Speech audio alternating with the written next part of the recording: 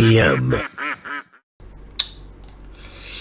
Well, let's continue with my analysis from the 2019 British Chess Championships, and we've now got to round 5, and I'm sitting on the score group of 3 out of 4, so not bad, not fantastic, but I'm half a point off the lead.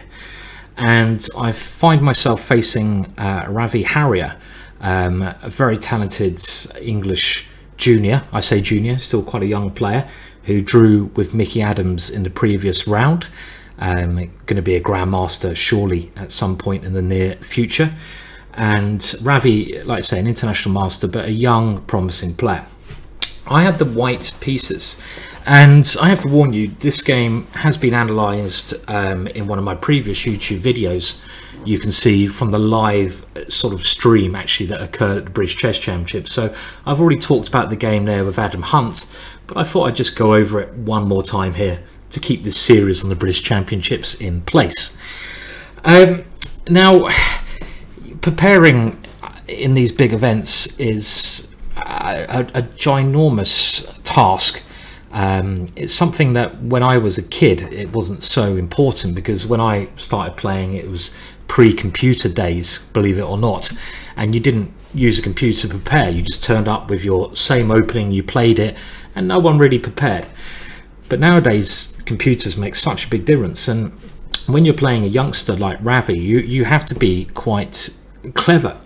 Because when I was looking at Ravi's games in the morning, I saw he's a very solid player, and he's very good in particular openings. And I thought this was a perfect opportunity to play an opening that I've never played before, but I've recently done a lot of work on. An opening which Ravi probably hasn't got, I couldn't find any games he's had it in, so no experience in. And even though this opening is probably equal, to be fair, it can be a great weapon when used at the right time, and that is the Colle. Now the Colle, you can look at my YouTube videos, and again you can see there I've done a little lesson on it, and I've got a chess-based DVD out on it if you want to learn it more. And I thought this was a great time to try this opening I've done a fair bit of work on recently.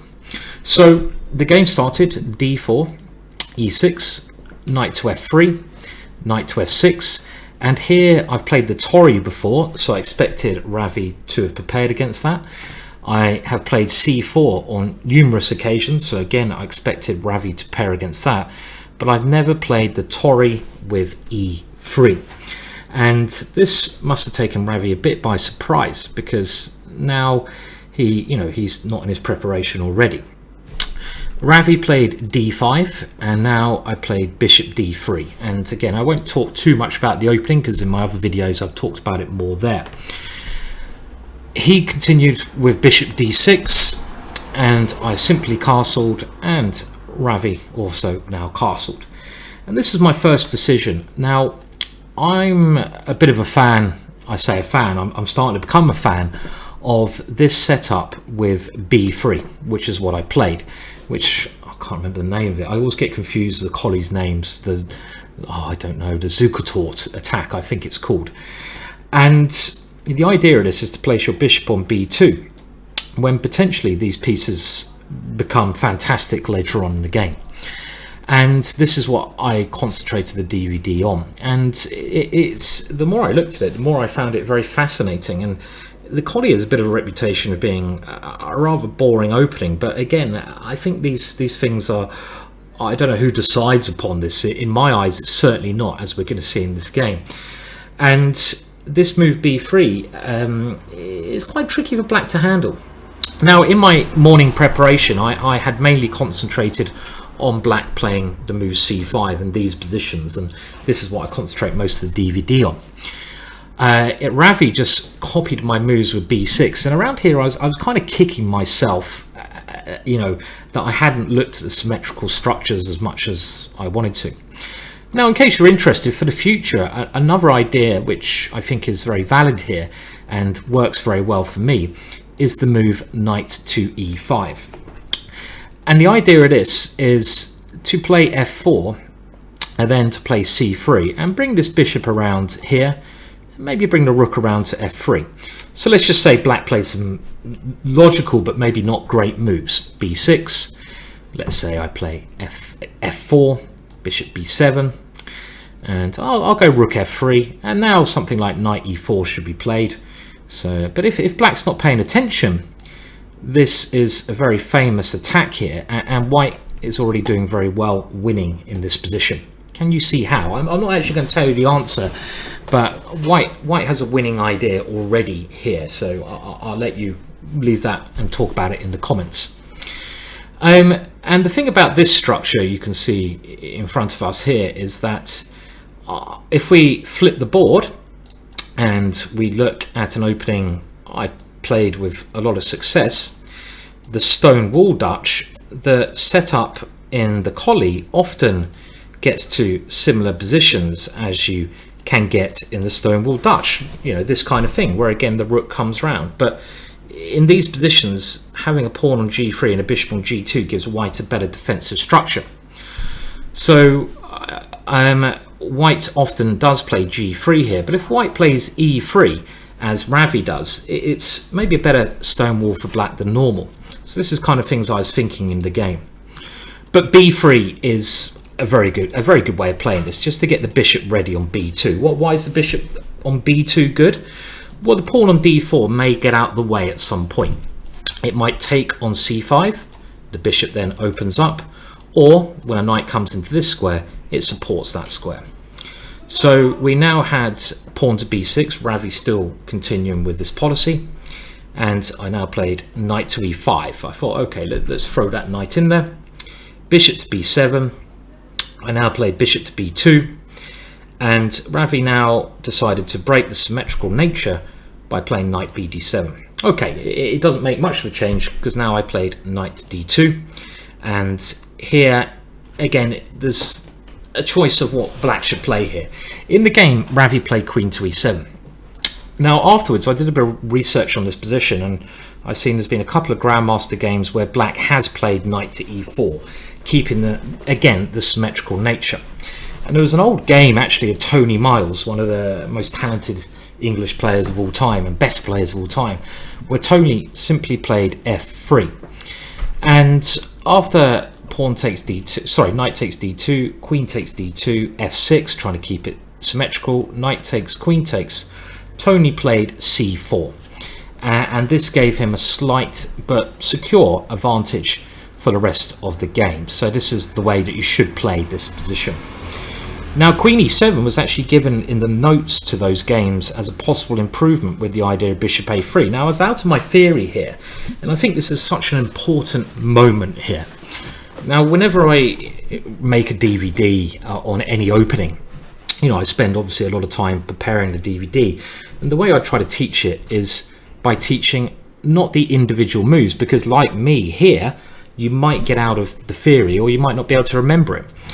What I prefer to teach is the general plans, and I know in this position the next plan that I played is a general plan that I talked about a lot in the DVD, and it's a plan you can play in the Colle, you can play in the London system, and you can play in the Torre, which are all kind of quite related positionally. So if you learn all these three openings, your understanding will be very good. And even if you just play the London system, learning the Colle and the Torre will improve your overall understanding of these similar hybrid openings. And the idea here is queen to f3. Idea number one is to stop knight to e4, and idea number two is to go queen h3 and increase the pressure against h7. So Ravi now played bishop a3, which is consistent with his plan, and this has been suggested by some players, but I'm not so sure about it, because after I exchange on a3, we've got to ask ourselves, did that actually help black, that bishop a3 move? Now positionally speaking, I think it's made black's position worse, and it reminds me of a game Magnus Carlsen versus Tomaszewski, which I'm gonna look at in my upcoming DVD on the London system, where Magnus swapped off pieces and he left his opponent with this bishop on b7. Now unless black can get rid of this pawn or get the knight in here, and both of these possibilities never occur in any good shape or form, the bishop on b7 is a very bad piece. And let's compare it to my bishop on d3. This is a very good piece. It's a very strong piece in all these openings attacking the king side. So even though this exchange has been suggested, positionally speaking, I think black is swapping off one of his good pieces for maybe my bad bishop. So I don't really think it's a great idea. Now here I continued with queen h3. And already I have a threat of knight takes d7, queen takes pawn, checkmate. And this again is the main idea behind this maneuver. Knight e4 can simply be met by f3, and this would be checkmate if black does anything, as well as taking on d7, of course. Now the first mistake occurs here.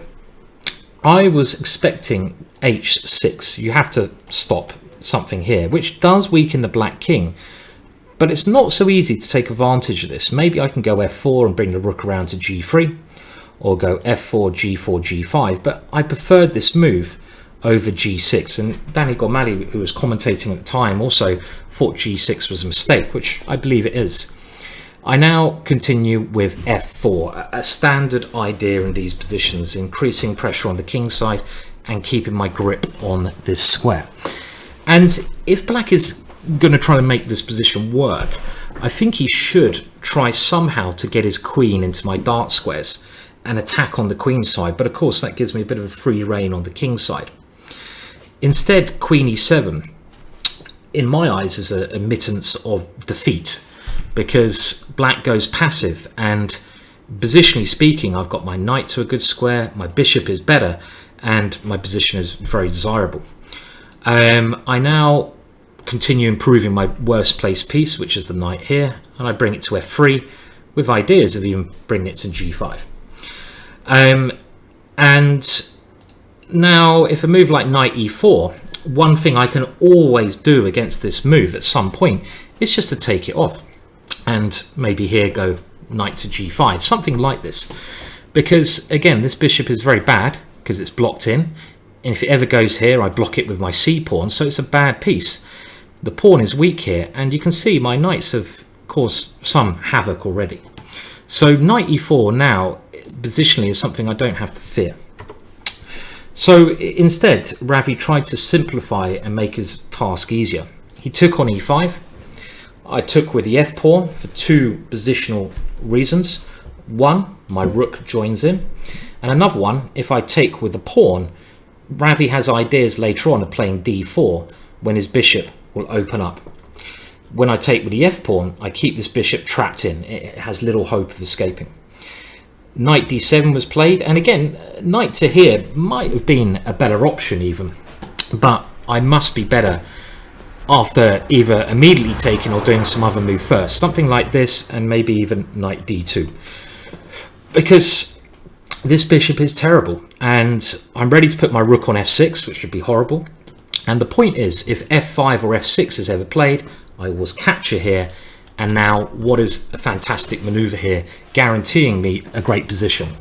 Maybe I flick in one move first, but in general the maneuver I can try to play here is knight c4 to e5. Maybe, and this position bishop a6 is worth a try, but I can even take on f6, and I have to be a little bit careful about tactical ideas. But first we can maybe do something here. Okay, positionally speaking this is the right way to play, but do I get in tactical problems after this? Maybe I do. But again, okay, these things, you know, it's the positional ideas, but you have to back them up tactically. And actually in this case you can see that I haven't done that, but let's see if I can do that in a more cautious way. So in this position after rook f6, how can we do this slightly better? I have a number of ways to do it. Maybe I take here first, play rook f1, and after queen e7 just play something like rook f2. The bishop comes here, I can now take on e4, winning a pawn. And if something like rook to f8, now we can go for this position where, again, I have to watch out for this and tactical tricks. Oh, he can't take this because of the e6 pawn, so maybe he takes for the king. And I'm just trying to get my positional domination in here. And as soon as the knight comes there, and I think I've got it in here, I've stopped his bishop coming out. If he tries to get his bishop out, I can block it up, as I say, with my c pawn. And look how that knight dominates the board. Ravi can never eliminate that knight because it's on a dark square. He has a light square bishop, so it's a winning position, this. Of course, I have other ideas like taking on h7, but I'm just demonstrating the strength of this piece. So he went knight d7, and now a very key moment. You have to always think how your opponent is going to free his position. It's not all about improving your position. Chess is about stopping your opponent. I say this in nearly every video I do. It's clear here that the only way he can free his position is by playing this f-pawn move. So this is what I need to aim to stop. Now originally I wanted to play queen h6, which looks incredibly logical. Ideas of bringing the knight in. But after, let's say, f6, I don't have anything clear. Queen comes here, and if I take this, well, he can take with the rook, and his knight controls the e5 square. And this is the one square I'm going for, isn't it? And if I play the knight in now, he just takes it off, and I lose my best piece. This is not even better for me. Whereas my domination here, I could even be worse in this position. So this is what I saw my opponent's idea was, and this is the way you need to think. And I found a clever way to stop this. I went queen g3. Now, this also improves my position because given a chance, I can put the pawn on h5, which pressurizes his kingside. I can even consider putting the knight on g5, going for an immediate attack. So he has to play a move like f6 anyway, but the point now is when I take on f6, he can't play rook takes, which is what he wants to play to control e5, because now my queen wins a very safe pawn and the game. So he has to play knight takes f6, but now I have knight to e5. My knight is better than his knight. My bishop is better than his bishop. My queen is very well placed, and he's in some serious problems here already. So positionally speaking, it's already maybe a winning game.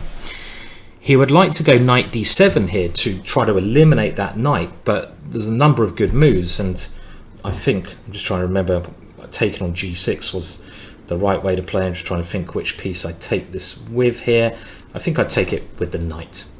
And again, to back up your positional ideas, you often need to rely on tactics, small tactics, and this is one version of this. For example, takes, check, let's say king here, we can take here with check, and this is looking very good, this kind of position. Some tactics like this are going to work anyway. So he played queen g7, and again, I'm trying to think what my opponent wants to play and how I can improve my position and stop my opponent. What's the only piece of mine not working? The rook on a1.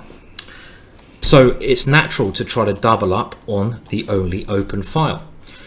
But if I play rook to f2 first, now Ravi can play knight d7. And again, I want to stop him exchanging off my good pieces.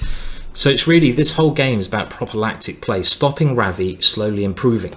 Because in this position, well, there's nothing, particularly brilliant for me here. I might be slightly better because my bishop's still better than his, but he's managed to swap off his bad knight for my good knight. He's gained something.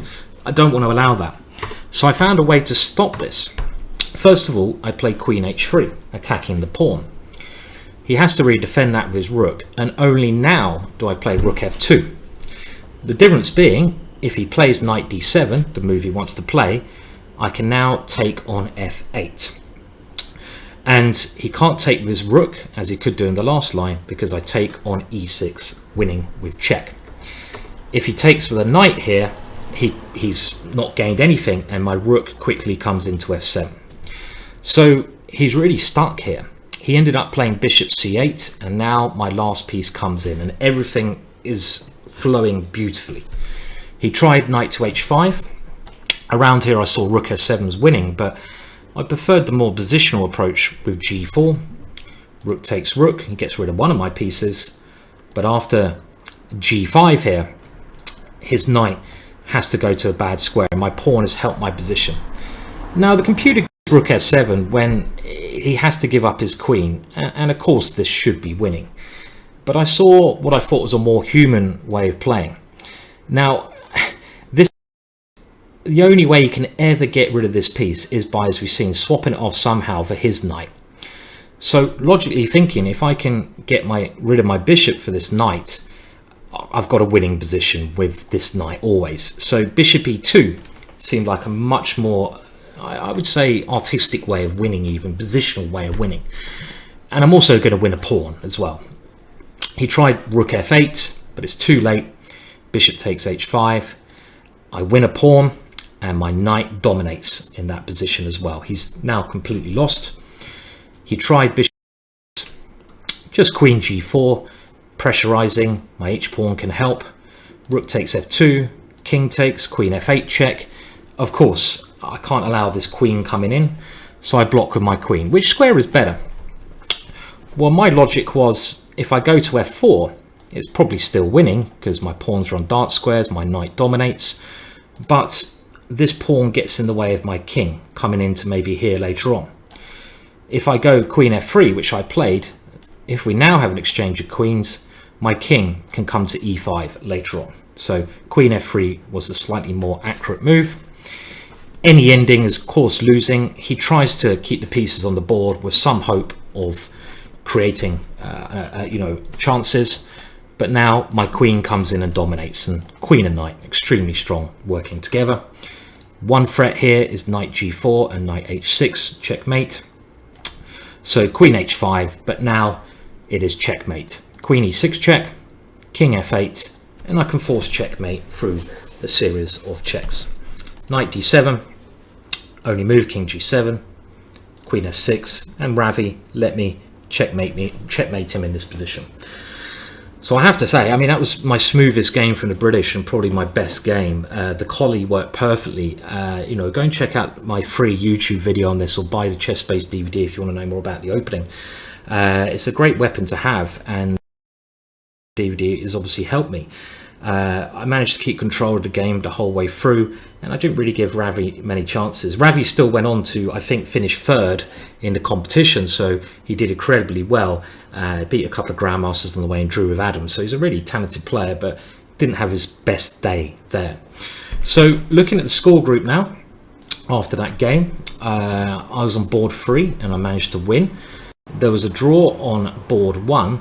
So now there's only one person in the lead, half a point ahead of me, and that is Mickey Adams. I'm half a point behind Mickey Adams on 4 out of 5. And Ravi was half a point ahead of me, so I overtook him in that game. And it puts me in a great position. Half a point off Mickey with 4 games to go. Could this be my year in the British Championships? Well, we'll see. Only 4 games left, and the next game, another critical encounter, which I will analyse soon. But that was a satisfactory game. Felt good to win in that way. Okay, well, thanks. I hope you have a good weekend, and I'll be back soon finishing this British Championships off. Bye for now.